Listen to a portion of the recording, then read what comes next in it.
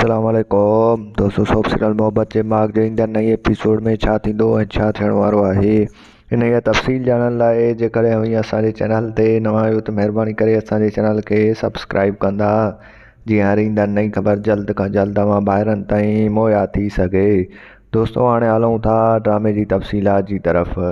तव्हांखे ॾेखारियो वेंदो त ईंदड़ नई एपिसोड में पूरे ॻोठ वारा परेशान हूंदा रंजन जे करे। रंजन वीचारो कमाइण वियो, पर जेको आहे सो उते फोरू ऐं धाड़ेल आया ऐं उनखां पैसा खसे विया।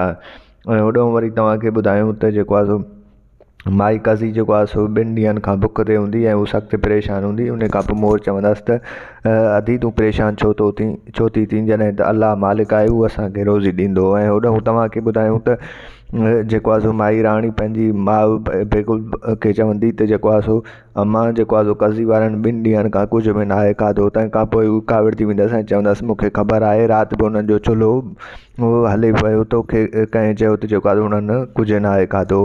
ऐं होॾो वरी तव्हांखे ॿुधायूं त जेको आहे सो जॾहिं रब ऐब ढके त पोइ ढकणी छो न ढके। ऐं ईंदड़ नई एपिसोड में सख़्तु गुस्से में हूंदी ऐं जेको आहे सो ॿियनि जी पई गिला कंदी ऐं चवंदी त असां हाणे खाइण पीअण ख़तमु थियण ते आहे। जेकॾहिं असां ईअं 3 टाइम खाधो खाईंदासीं त पोइ असां वटि 1 ॾींहं में अटो ख़तमु थी वेंदो, पोइ असां किथां आणींदासीं। ऐं मुंहिंजे ईंदड़ नई एपिसोड में सॼे ॻोठ वारनि खे गॾु कंदो ऐं चवंदुसि त रांझन अञा ताईं न आयो आहे, 2 ॾींहं थी चुका आहिनि जॾहिं त रांझन खे अचणु घुरिजे हा। ऐं ॻोठ वारा उन लाइ परेशान हूंदा ऐं उहो ईंदो त ॻोठ वारनि में सख़्तु परेशानी थी वेंदी। उहो चवंदा त जेको आहे सो ही कमाइण वियो ई त ख़ाली आयो आहे। दोस्तों, वठंदासीं तव्हां खां इजाज़त, पंहिंजो ख़्यालु रखंदा, ॾिसंदा विसारींदा असांजो चैनल, ॾींदा इजाज़त। अल्लाह हाफ़िज़।